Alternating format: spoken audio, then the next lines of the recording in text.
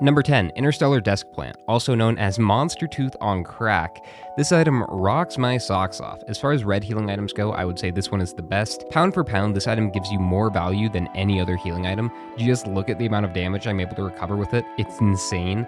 As long as you have this item, you're set and can scrap most of your healing items. Now, I say most because this item does have a pretty big drawback, and that's not being able to use it during the Mithrix fight.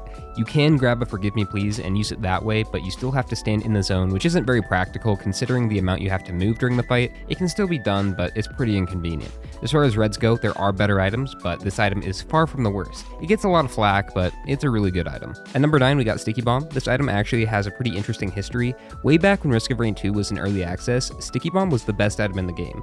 The way it works in 2023 is like this. You have a 5% chance to attach a sticky which detonates for 180% total damage, with each additional stack increasing chance to proc by 5%. But in the before times, in the long ago, Sticky worked a little differently. Sticky had a 5% chance to proc, dealing 250% additive damage. On paper, this is actually worse than the current Sticky Bomb because additive damage doesn't scale as well as total damage, but that doesn't matter in this case because stacking more of this item not only increased proc chance, but also increased additive damage by 125%.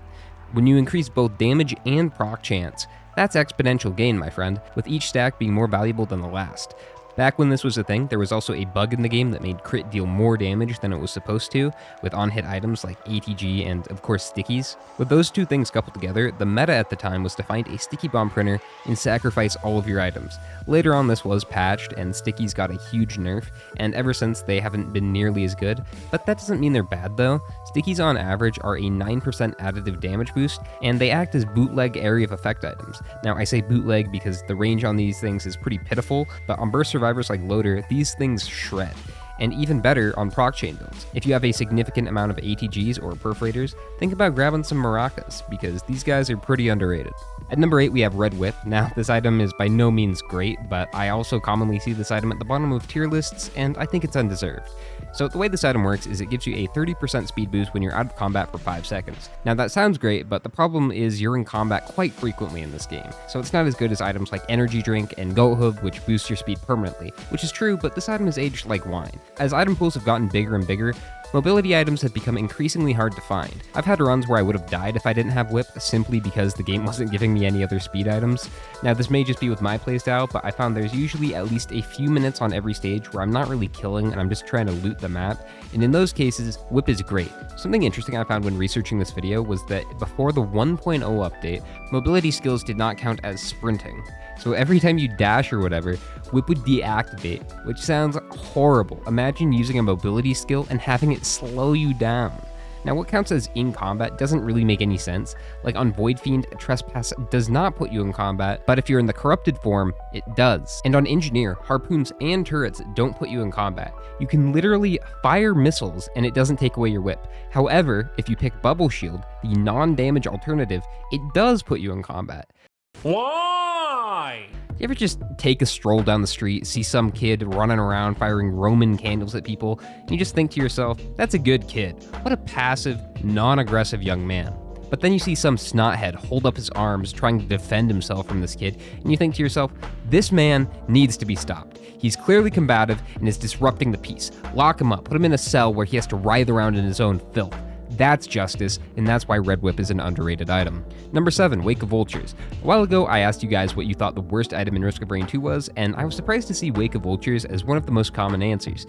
This item gives you the ability of a slain elite for a couple of seconds. Now, there are a few reasons this item is disliked. It's notoriously bad in Eclipse, because after killing an overloading or perfected, it will drop you to 75% health, even if you are at full beforehand. This actually has to do with the Eclipse 5 modifier. The way it's supposed to work is after killing an overloading elite, it converts half your health to shield, and then after a few seconds it converts shield back into health and then applies it in the form of healing. But since Eclipse 5 is half healing, it only gives you half of what you're supposed to get back. Having a rejuvenation rack will actually counteract this and make the item work the way it's supposed to. The other reason this item is disliked because it feels like the aspects just aren't doing very much, which is definitely true on non-loop runs where you don't encounter that many elites, but if you do loop your run, Vultures is one of the best items you can find since non-elite enemies become more rare than elites themselves. Coupled with the speed at which you're killing monsters, and you'll have at least 2 or 3 aspects active most of the time, which is great for Deathmark, and if you have some ignition restoration tanks, you can deal a lot of damage with the fire aspect. So keep that in mind next time you see this item. Number 6, Gore's Tome. This item gives enemies a 4% chance to drop a gold nugget on death equivalent to a small chest. This item rocks. It's one of the few items in the game that boosts the economy. Unfortunately, it's not doing anything for inflation. It's especially useful in Eclipse where enemies drop 20% gold, but it's great in Monsoon too. The big thing this item does is it speeds up the looting phase in the early game dramatically. With this item, you can easily cut a couple of minutes of farming on every stage.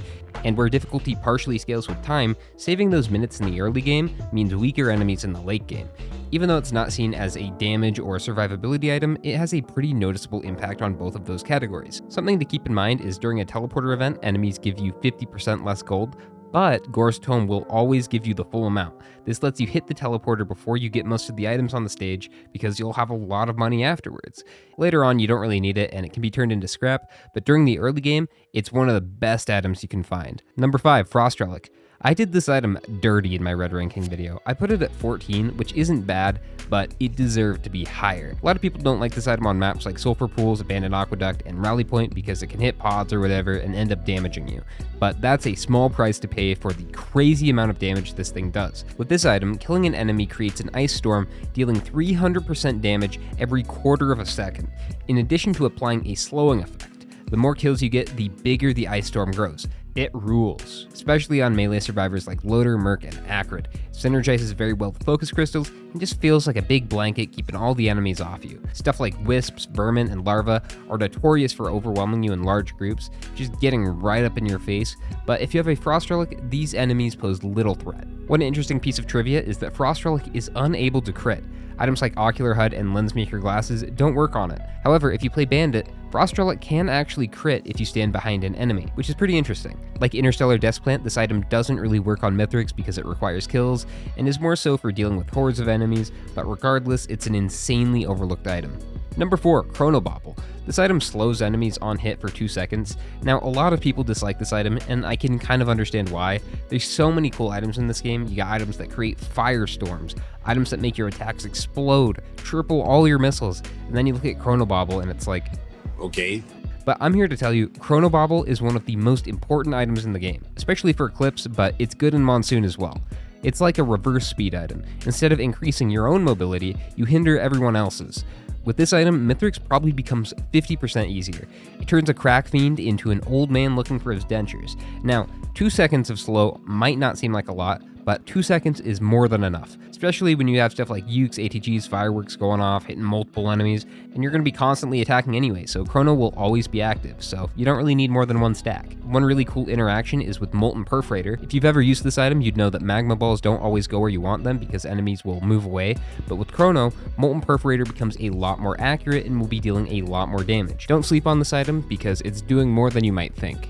Number 3, Squid Polyp. Contrary to popular belief, this item isn't bad, it's just very misunderstood. What it does is spawn a squid turret anytime you interact with something, whether it be a barrel, teleporter, chest, sky's the limit. These turrets last 30 seconds and deal 20 damage plus 4 for every level. Stacking this item increases its attack speed by 100%. Now here's the catch, polyps don't scale with your level, they scale with the enemies. That's right, the higher the difficulty is scaled, the more damage squid polyps will do.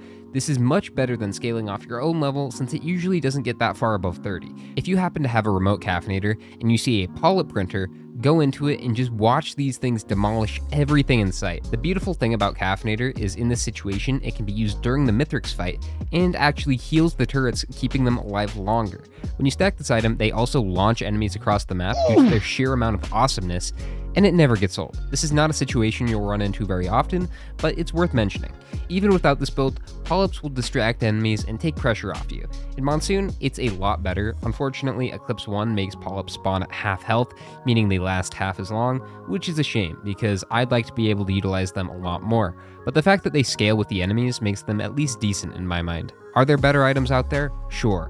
Is Squid Polyp unfairly hated? Undeniably. At number 2, we have Personal Shield Generator. This item has been pissed on and slandered for too long.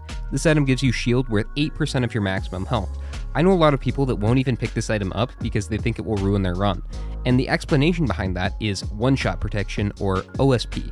For those that don't know what this is, it's basically a mechanic in the game that prevents you from dying in one single attack. As long as you're above 90% health, you have one-shot protection, and you can tell you have it by these little notches on the health bar.